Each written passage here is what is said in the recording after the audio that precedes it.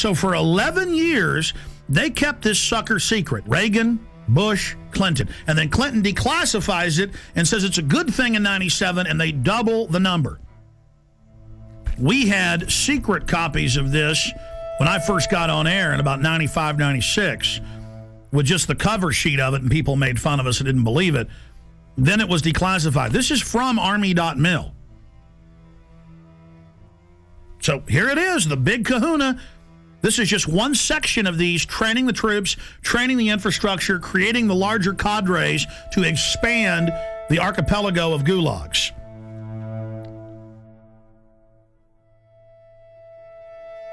New legislation authorizes FEMA camps in the United States. And it says 6 major camps across the country with hundreds of sub-region camps. Now, if you watch my films and read the documents we put out, that's exactly what we said the camps are and how they operate, because we reverse engineered all this. The camps are already built. It's when they want to openly announce they're doing it that they then pass a law. And they say, oh, all these shut down military bases that they've been keeping refurbished and putting barbed wire facing in and putting in showers and bunks, and we knew that those were to be the FEMA camps, because in the FEMA documents and the congressional leaks and from people that worked at the camps, we knew, and we would list the camps. Then we noticed when it was declassified in 97 that the very camps that had been, quote, decommissioned under the base closure, because they'd said back in the 80s under Rex 84 they were going to use the camps in Congress. So we said, you want to know where the camps are? They're old military bases, and they're old POW camps from Italians, Germans, and Japanese. Guess what's in here? Guess what's in the bill? They've reintroduced the National Compulsory Service under H.R. 1444. It says for mandatory national service. Defense Department announces civilian expeditionary workforce in Pentagon Directive 1404.10. It says management retains the authority to direct and assign civilian employees either voluntarily or involuntarily or on an unexpected basis to accomplish DOD mission. So see, they're saying they're going to create a 7 million man. That was in the New York Times. The Congress said. I kept saying 1 million because Obama said as big as our army, as big as the military. That'd be 1 million people. They say 7 million now, and that they're going to draft you into this, and they'll decide, no more draft boards, if you stay here or if you go overseas.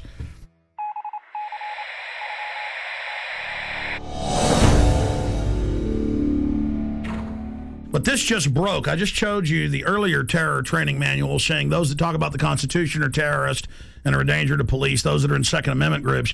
Here is the MIAC strategic report, and this is 2/2009, the modern militia movement. And they mix in here people that believe there's 9 FEMA regions, people that believe there's a NAPTA superhighway, and they show the official NAPTA superhighway map the government put out. Doesn't exist. Those that don't want RFID chips being planted with them, and they mix it in then with white supremacists and others, and they say, we want you to understand the terrorist symbols. It's don't tread on me flag of the Founding Fathers.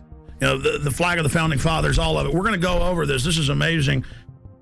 They say in there that there is no such thing as a New World Order banking takeover, as hundreds of newspapers a day say there will be a new bank of the world that you pay carbon taxes to. It just doesn't exist. You're insane terrorist if you believe it. You know, I remember my grandfathers, and it was normal just when you were at the dinner table, or even my dad, to explain how governments work and how history worked, and they taught the military. You don't have the military on the streets, and we're here to defend the Constitution, Bill of Rights, not what the president says if it violates that. And we've gone from that now to a strategic report, 2/2009, the modern militia movement. And then they mix gun owner groups, pro-gun groups in with white supremacists. They say those that believe in a new world order. These theories vary, but most always involve a globalist dictatorship. They show, and I'm putting on screen right now, official North American Union SPP maps that have been on CNN of how they're going to have every major highway be an international toll road from Mexico up into the deep north of Canada, And they just say it doesn't exist. These people are insane. I mean, this is a high level of psyop, isn't it, Gerald Celente? Well, you know, that's the way they always do things. You know, they lump them all together, and it's one size fits all. I have a question. Do you believe that the military will fire on its people? They're going to stage riots, and then it's going to look like, oh, they stopped the riots. It's reasonable to set the precedent. Like, oh, we do have FEMA camps for medical care and where you can stay. You know, the troops are here to help at car wrecks. That's how they're rolling it out. And I believe that, I think the way they're going to manipulate the military, I think a lot of them are going to fire on U.S. citizens. Because that's a question we're going to pose in the Trends Journal in the next edition. And I happen to agree with you. They'll stage riots. We always see these people that they call anarchists that always have black, you know, always have dressed in black and have masks on. They've been caught being police sorry, go ahead. No, exactly. No, I agree with you. And I think that they are going to fire on the people, unfortunately.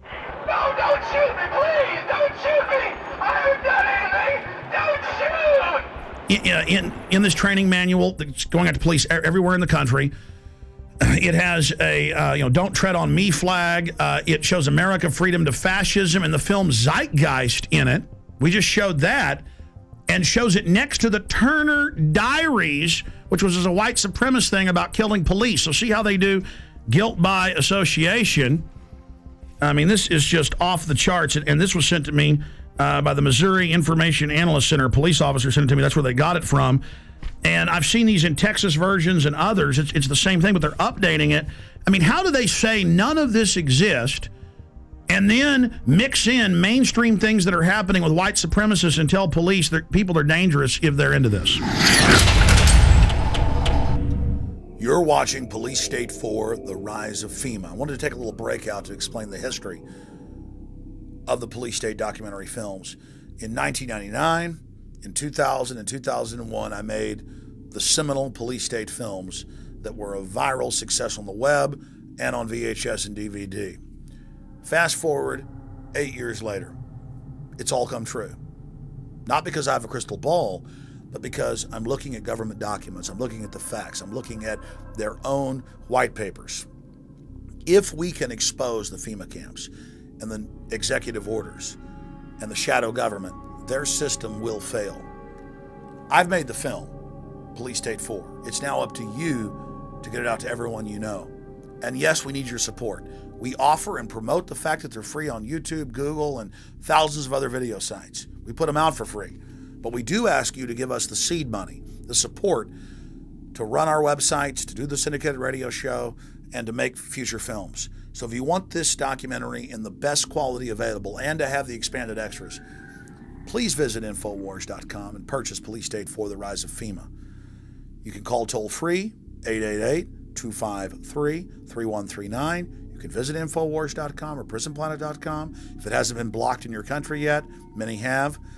You can also write to us at Infowars, P.O. Box 19549, Austin, Texas 78760. PrisonPlanet.tv is a better tool than ever in the info war. Over 6 years of my radio and TV shows, all my films in super high quality, my book, Paul Watson's book, all there, 15 cents a day.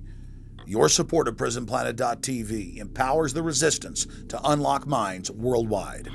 The destiny of Police State 4, The Rise of FEMA is in your hands. I'm asking all of you to have public viewings, to make copies, and to give to everyone you know. The power of humanity and the human spirit is unstoppable if you'll simply unleash it, if you'll simply take action and turn it loose. I salute you all. Good evening, my fellow Americans. We have been compelled to create a permanent armaments industry of vast proportion. We annually spend on military security alone more than the net income of all United States corporations. We recognize the imperative need for this development, yet we must not fail to comprehend its grave implications. Our toil, resources, and livelihood are all involved. So is the very structure of our society. In the councils of government, we must guard against the acquisition of unwarranted influence, whether sought or unsought, by the military-industrial complex. The potential for the disastrous rise of misplaced power exists and will persist. We must never let the weight of this combination endanger our liberties or democratic processes. Only an alert and knowledgeable citizen can compel the proper meshing of the huge industrial and military machinery of defense, the prospect of domination of the nation's scholars by federal employment, project allocations, and the power of money is ever present and is gravely to be regarded. We must also be alert to the equal and opposite danger that public policy could itself become the captive of a scientific, technological elite. We cannot mortgage the material assets of our grandchildren without risking the loss also of their political and spiritual heritage.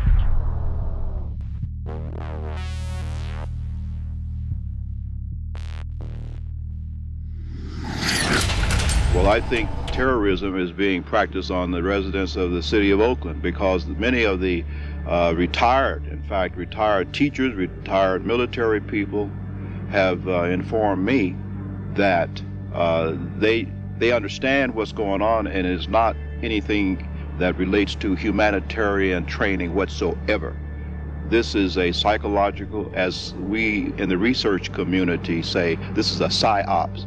They're preparing people for what is coming, not what is being presented today. So you're saying they're preparing people to accept it with incrementalism? That is correct. Like the old frog example. You know, you put the frog in the water and you just gradually continue to raise the heat on the water until the frog is cooked. And that's the way it works. The problem is that the local people in general, just will not take their heads out of the sand. I'm going to tell everyone I can, listen, we have a serious problem. And it's called a police state. It's called a police state.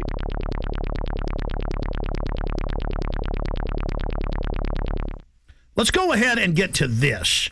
I mean, you want to see, you know, what goes with FEMA camps like a horse and carriage. Troops, militarized police, training with the Army to take over your cities and towns.